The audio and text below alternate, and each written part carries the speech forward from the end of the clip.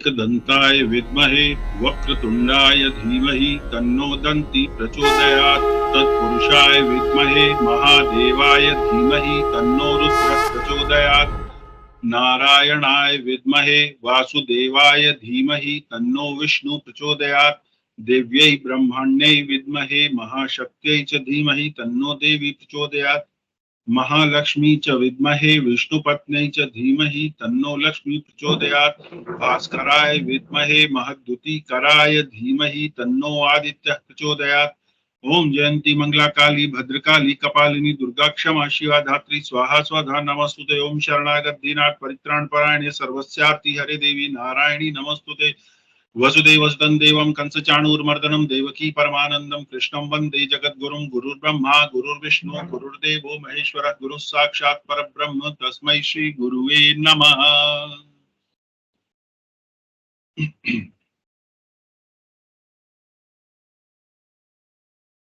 हम श्री रामचरितमानस के बाल कांड का अध्ययन कर रहे हैं और कल हम उस प्रसंग पर पहुंचे जब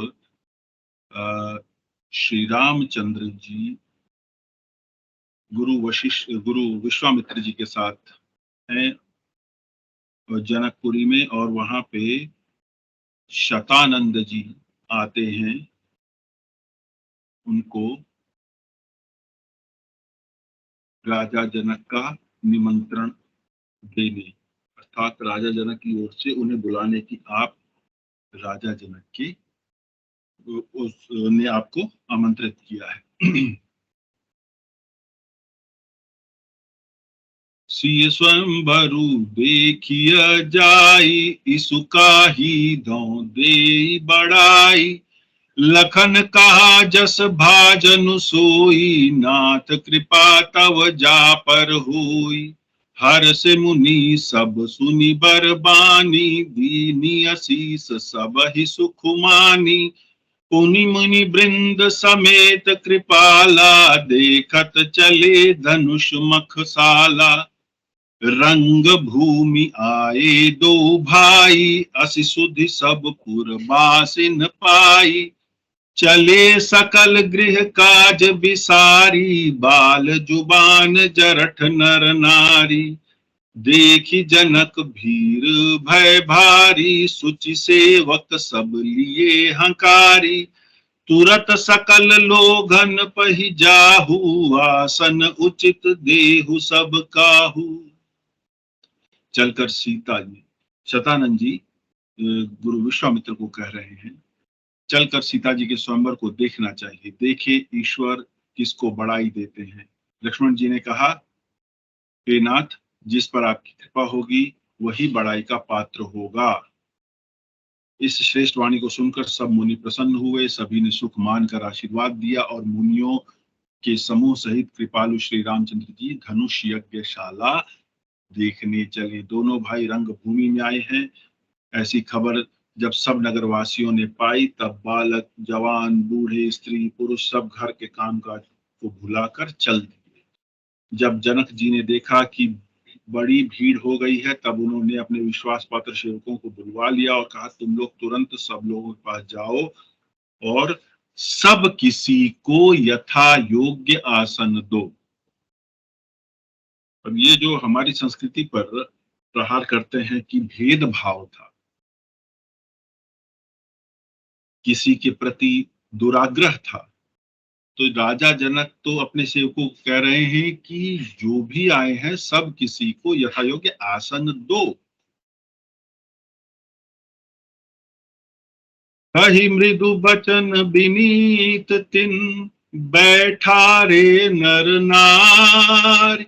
उत्तम मध्यम नीच लघु निज निज थल अनुहारी। राजकुंवर ते अवसर आए मनहु मनोहर तातन छाए। गुण सागर नागर बर बीरा सुंदर श्यामल गौर शरीरा। राज समाज विराजत रूरे उडगन महु जनु विदुपूरे।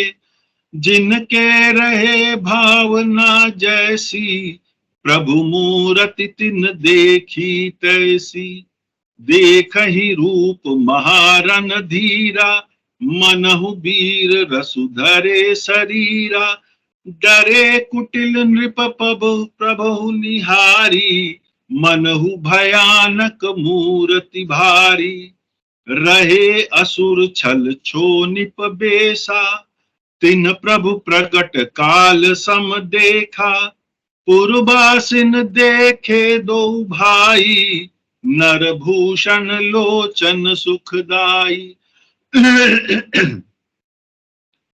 नारी बिलो कही हर सिहिया, निज निज रुचि अनुरूप, जनु सोहत सिंगार धरी, मूरति परम अनूप।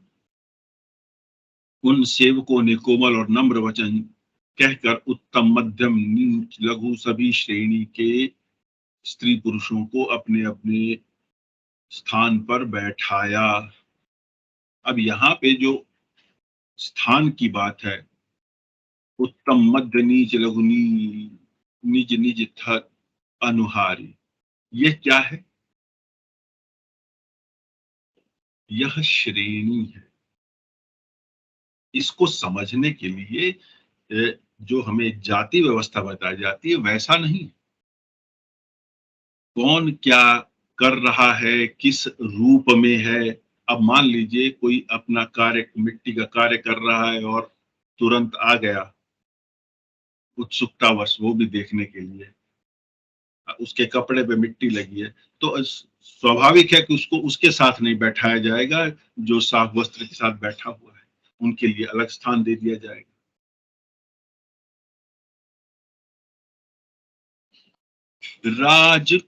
उसी समय राजकुमार राम और लक्ष्मण वहां आए। वे ऐसे सुंदर हैं मानो साक्षात मनोहरता ही उनके शरीरों पर छा रही है। सुंदर, सांवला और गोरा उनका शरीर है। वे गुणों के समुद्र, चतुर और उत्तम वीर हैं। वे राजाओं के समान ऐसे सुशोभित हो रहे हैं जैसे तारागणों के बीच में दो पूर्ण चंद्रमा हो। जिनकी जैसी भावना थी, प्रभु की मूर्ति को उन्होंने वैसे ही देखा। महान रणधीर श्री रामचंद्र जी के रूप को देखकर ऐसे व्यवहार कर रहे हैं मानो स्वयं वीर रस शरीर धारण किए हो। कुटिल राजा प्रभु को देखकर डर गए मानो भयानक मूर्ति। जो अर्थात वहां पे जो उस सभा में जो धनुष यज्ञ में शामिल होने विभिन्न राजा आए थे, तो उनमें कुछ कुटिल राजा भी थे।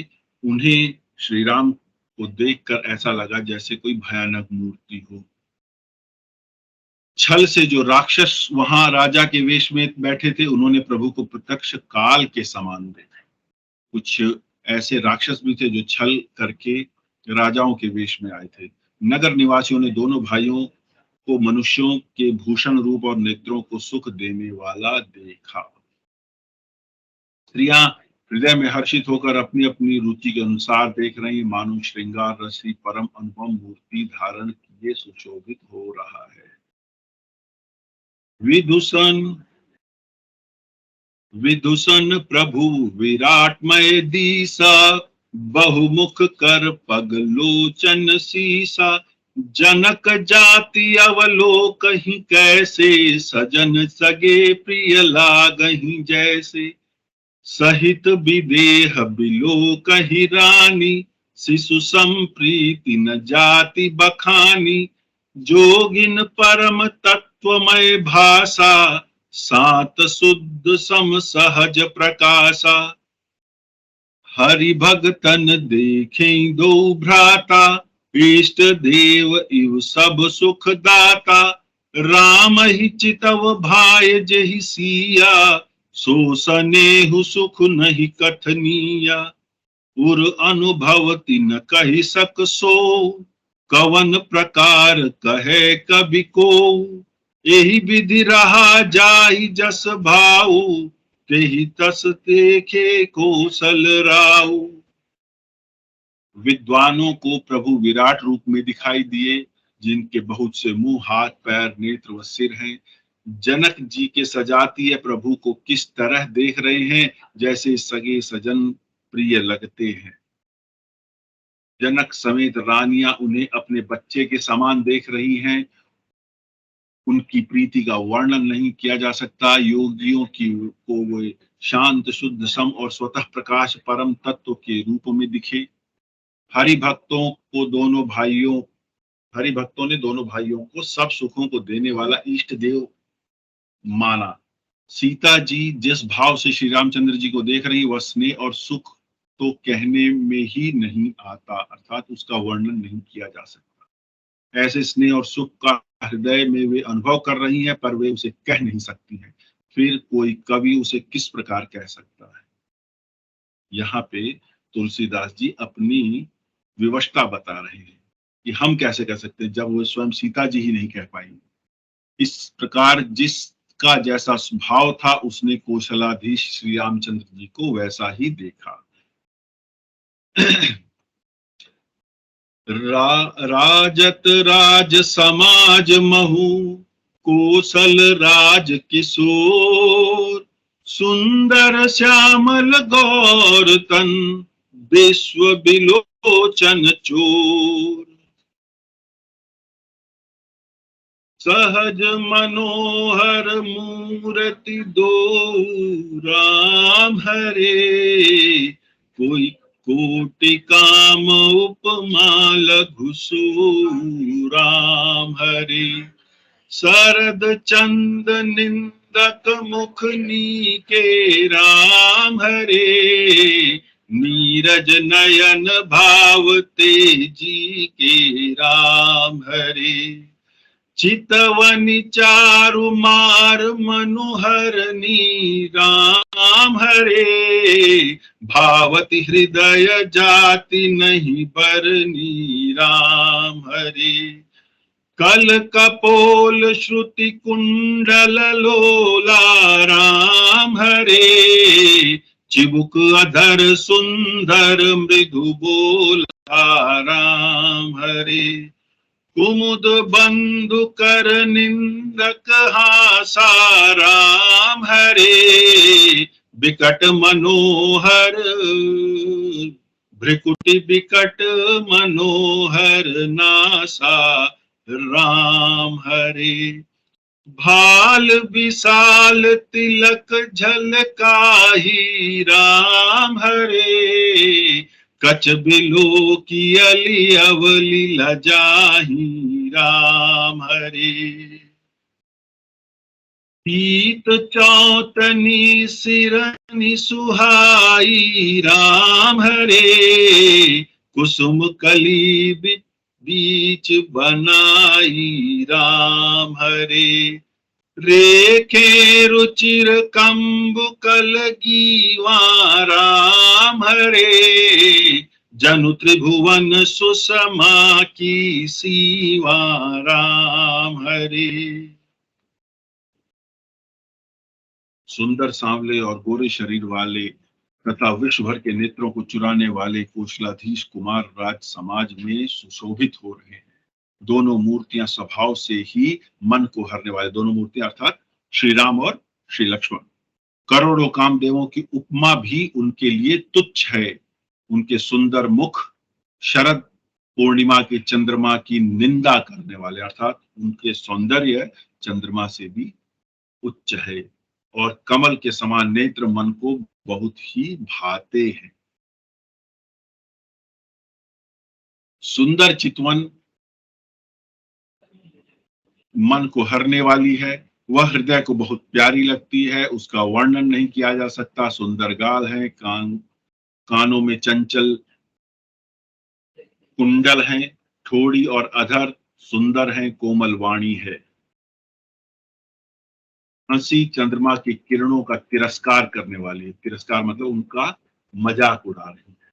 उनकी हंसी चंद्रमा की किरणों का तिरस्कार, मतलब कि चंद्रमा की किरणों से भी सुंदर उनकी हंसी है।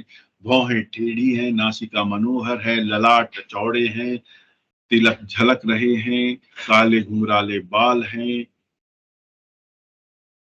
ये उनका जो सौंदर्य का वर्णन है श्री राम जी का, श्री राम और लक्ष्मण दोनों का। पीली चौकोनी टोपियां सिरों पर सुशोभित हैं, बीच बीच में फूलों की कलियां बनाई हुई हैं, शंख के समान सुंदर गले में 3 मनोहर रेखाएं हैं जो मानो तीनों लोगों की सुंदरता की सीमा को बता रही हैं। कुंजर मणि कंठा कलित उरन तुलसी का माल, वृषभ कंध के हरी ठवनी बल निधि बाहु विशाल, कटितु नीर पीपट बांधे कर सर धनुष बाम बर कांधे, पीत जाग्य उपबीत सुहाए नख सिख मंजु माछ बिछाए, देखी लोक सब भय सुखारे एकटक लोचन चलत न तारे, हर से जनक देखी दो भाई मुनि पद कमल गहे तब जाई, कर बिनती नित कथा सुनाई रंग अवनि सब मुनि दिखाई, जहाँ जहाँ जाई कुंवर बर दो तह तह चकित चितव सबको, निज निज रुख राम ही सब देखा को न जान कछु मरम विशेषा, भली रचना मुनि नृप सन कहेऊ राजा मुदित महासुख लहेऊ, सब मंचन ते मंचू एक सुंदर बिसद विशाल, मुनि समेत दो बंधु तहां बैठा रे महिपाल। हृदयों पर गजा मुक्ताओं की सुंदर कंठे और तुलसी की मालाएं सुशोभित हैं। उनके कंधे बैलों के कंधों की तरह ऊंचे और पुष्ट हैं। खड़े होने की शान सिंह सी है, भुजाएं विशाल और बल की भंडार है। कमर में तरकश और पीतांबर बांधे हैं, हाथों में बाण और बाएं सुंदर कंधे धनुष व पीले यज्ञ पवीत से सुशोभित हैं। नख से लेकर शिख तक सब अंग सुंदर है, उन पर महान शोभा छाई है। उनको देखकर सब लोग सुखी हुए। नेत्र एक टक हैं और तारे भी नहीं चलते। जनक जी दोनों भाइयों को देखकर हर्षित हुए। तब उन्होंने जाकर मुनि के चरण कमल पकड़ लिए, विनती करके अपनी कथा सुनाई और मुनि को सारी यज्ञशाला दिखाई। दोनों श्रेष्ठ राजकुमार जहां जहां जाते वहां वहां सब कोई आश्चर्यचकित देखने लगते। सबने राम जी को अपनी अपनी ओर से मुख किए हुए देखा, परंतु इसका कुछ भी विशेष रहस्य कोई नहीं जान सका। अपनी अपनी ओर मुख किए हुए देखा सबने। देखिए, ऐसा ही विवरण कब आता है कि महारास में, कि हर गोपी जब रास में नृत्य कर रही है तो हर गोपी को ये लगता है कि कृष्ण मेरे साथ नाचे। यहाँ पे बहुत कुछ वैसा ही है कि निज निज रुख राम ही सबु देखा। रुख मतलब और, दिशा, निज निज अपनी अपनी, राम ही राम जी को, सबू देखा सबने देखा। हर किसी को ये लग रहा था जहां जहां भी राम जी जा रहे थे उस यज्ञशाला में कि राम जी मुझे देख रहे हैं, परंतु इसका कुछ भी विशेष रहस्य कोई नहीं जान सकता। अर्थात भगवान ने अपनी व्यापकता हर मनुष्य को बताई। मनुष्य हर भगवान हर मनुष्य को प्राप्य हैं, मिल सकते हैं, दिख सकते हैं, अपने लग सकते हैं, मोहित कर सकते हैं, किंतु यह कोई जान नहीं सका कि ये भगवान है। और उन्हें क्यों लग रहा है कि ये मेरी ओर देख रहे हैं। यह उस चिदघन शक्ति का सर्वव्यापक सर्व विद्यमान होने का एक प्रमाण है, पर हम उस भेद को नहीं समझ सकते। अब प्रश्न ये उठता है कि राजा जनक के यहाँ क्यों दिखाई दे रहा था सब, हमें क्यों नहीं दिख रहा था? दिख जाएगा, पर क्या हम राजा जनक के राज्य में रहने वाली प्रजा जैसे हैं? उस प्रजा में क्या विशेष है?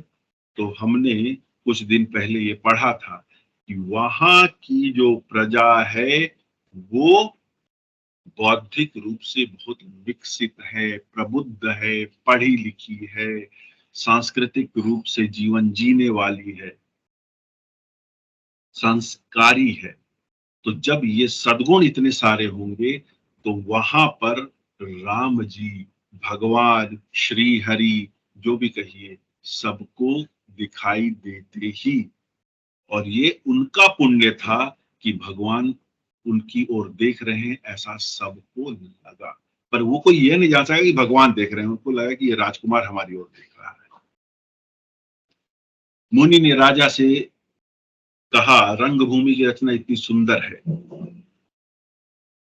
राजा प्रसन्न हुए, उन्हें बड़ा सुख मिला।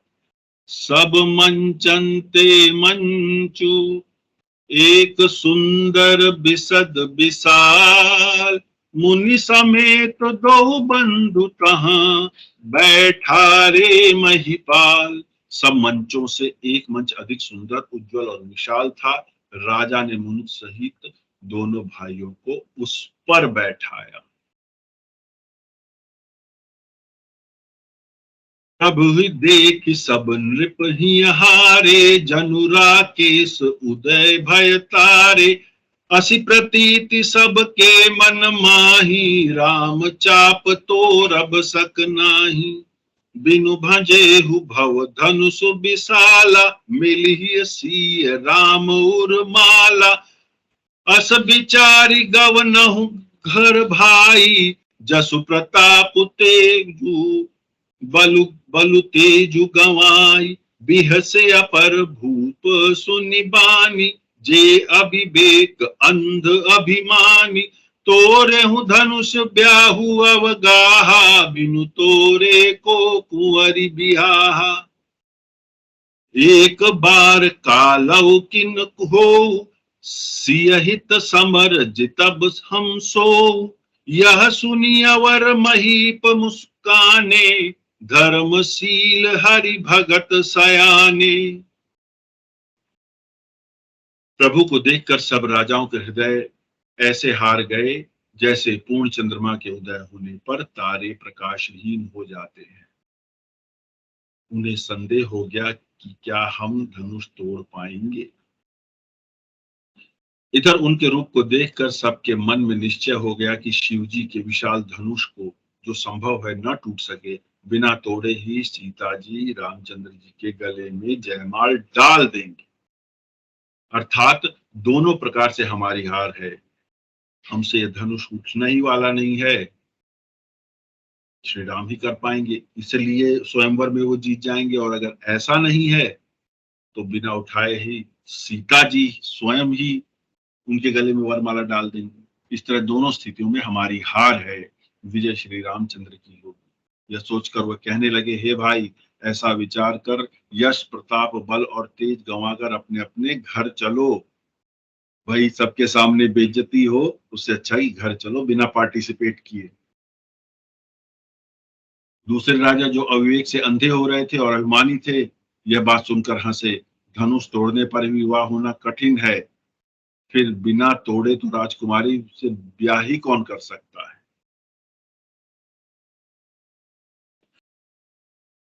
काल ही क्यों ना हो, एक बार तो सीता जी के लिए उसे भी हम युद्ध में जीत लेंगे। यह घमंड की बात सुनकर दूसरे राजा जो धर्मात्मा हरिभक्त और सयाने थे, वो मुस्कुराए। गर्भ दूरी कर नृपन के, सिय बिहाब बीराम।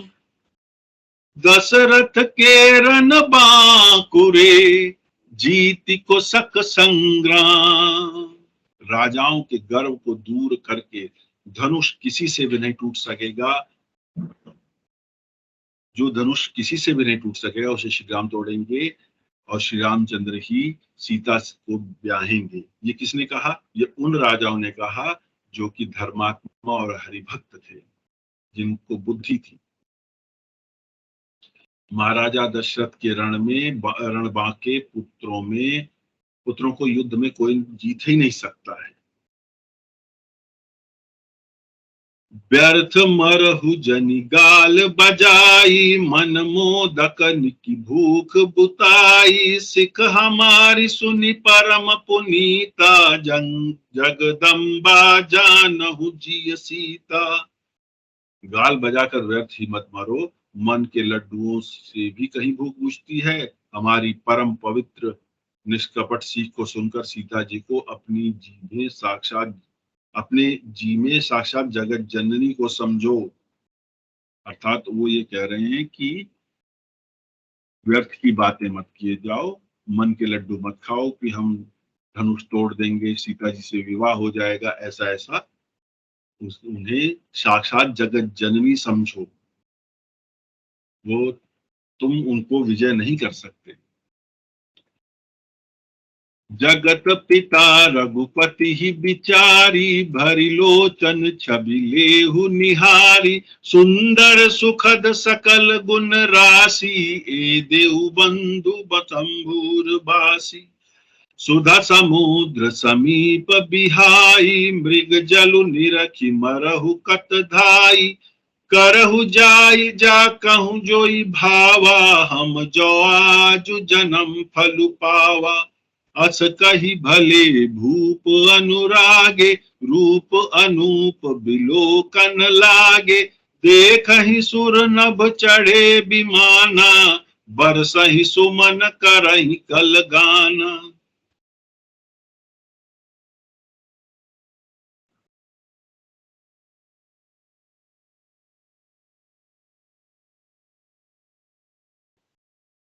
रघुनाथ जी को जगत पिता विचार कर, नेत्र भर कर उनकी छवि देख लो। सुंदर सुख देने वाले और समस्त गुणों की राशि ये दोनों भाई शिव जी के हृदय में बसने वाले हैं। और जिन्हें शिव जी, कहने का अर्थ यह है कि जिन्हें शिव जी अपने हृदय में छुपा के रखते हैं, ये तुम्हारा सौभाग्य है कि तुम्हारे सामने आ गए हैं। समीप आए हुए अमृत का समुद्र छोड़कर तुम जगत जननी जानकी को पत्नी रूप में पाने की दुराशा को छोड़ दो। मृग जल को देखकर दौड़कर क्यों मरते हो? एक होती है मरीचिका। मरीचिका क्या होती है? मरुस्थल में जब दोपहर का लगभग का समय होता है तो दूर क्षितिज पर जो रेत होती है वो ऐसे लगती है जैसे वहां पे जल है, और इस प्यासा मृग दौड़ के वहां जाता है, लेकिन वहां जल तो होता नहीं है, वो तो एक आभास होता है नकली जल होने का। तो उसको मरीचिका कहते हैं। तो वही मरीचिका मृग जल है। मृग जल को देखकर दौड़कर क्यों मरते हो? फिर जिसको जो अच्छा लगे वही जाकर करो। हमने तो श्री रामचंद्र जी के दर्शन करके अपना जन्म सफल पाया है। ऐसा कहकर अच्छे मन प्रेममग्न होकर श्री राम जी का अनुपम रूप देखने लगे। मनुष्यों की तो बात ही क्या, देवता लोग भी आकाश से विमानों पर चढ़े हुए दर्शन कर रहे हैं और सुंदर गान करते हुए फूल बरसा रहे हैं। जानि सुअवसरु सीय तब, पठई जनक बुलाई। चतुर सखी सुंदर सकल, सादर चली लवाई। तब सुअवसर जानकर जनक जी ने सीता जी को बुला भेजा। सब चतुर और सुंदर सखियां आदर पूर्वक उन्हें लिवा गई।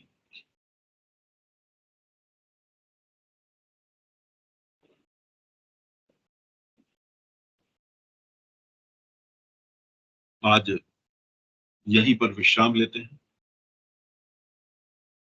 कल महादेव की कृपा से आगे का पठन करेंगे।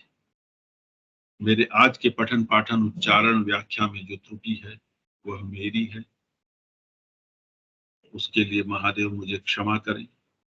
और जो कुछ भी वेद सम्मत, शास्त्र सम्मत, संस्कृति सम्मत, राम सम्मत, शिव सम्मत और तुलसी सम्मत है वह उनका है, उनको अर्पण। जो लोग इस समय मेरे साथ जुड़े हैं मेरी महादेव से प्रार्थना है कि आप सभी का जीवन सुखमय, मंगलमय और वैभवशाली हो। हर हर महादेव।